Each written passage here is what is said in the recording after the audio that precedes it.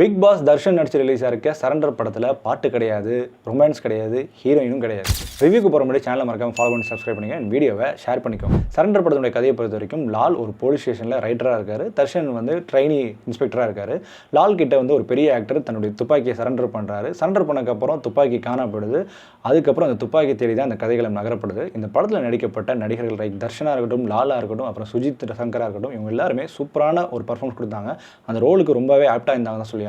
இதை தாண்டி இந்த படம் டெக்னிக்கல் சைடாக ரொம்ப ஸ்ட்ராங்காக இருந்தது. மியூசிக்காக இருக்கட்டும் அண்ட் சினிமோட்டோகிராஃபியாக இருக்கட்டும், எடிட்டிங்காக இருக்கட்டும், படத்தை சுவாரஸ்யப்படுது. இந்த படத்தினுடைய ஸ்க்ரீன் பிளேயும் ரொம்ப அழகாக சுவாரஸ்யப்படுது. அதே மாதிரி இந்த சஸ்பென்ஸ் ரிவீல் ஆகிற இடமும் சரி ரொம்பவே நல்லா இருந்து தான் சொல்லி ஆகணும். ஃபர்ஸ்ட் ஹாஃப் ஃபுல்லாகவே நானே கொண்டு போயிட்டு அதுக்கான முடிச்சுகள் எல்லாமே செகண்ட் ஹாஃபில் கொடுக்குறது ரொம்ப நல்லா இருந்து தான் சொல்லி ஆகணும்.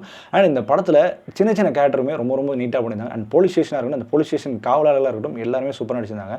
படத்தினுடைய பெட்டர்மெண்ட் பொறுத்த வரைக்கும் பார்த்தீங்கன்னா செகண்ட் ஹாஃப் தான். செகண்ட் ஹாஃபில் நிறைய லென்த்தி ஷார்ட்ஸ், ஒரு சில தேவையில்லாத ஷார்ட்ஸ்லாம் எடுத்திருந்தா இந்த படம் ஒரு 2 ஹவர்ஸில் முடிஞ்சிருக்கும். ஒரு 2 hours 24 minutes கொண்டு போனதான் இந்த படத்தோட பிரச்சனையை பார்க்குறேன். மற்றபடி இந்த படம் கண்டிப்பாக ஒரு ஒர்த்து வாட்சான படம். ஸோ சரண்டர் படத்தில் போய் கண்டிப்பாக நீங்கள் சரண்டர் ஆகிடுங்க. ஸோ இந்த மாதிரி மூவி ரிவ்யூஸ்க்கும் மூவி ரெகமெண்டேஷனுக்கும் நம்ம சேனலை தொடர்ந்து ஃபாலோ பண்ணிக்கோங்க.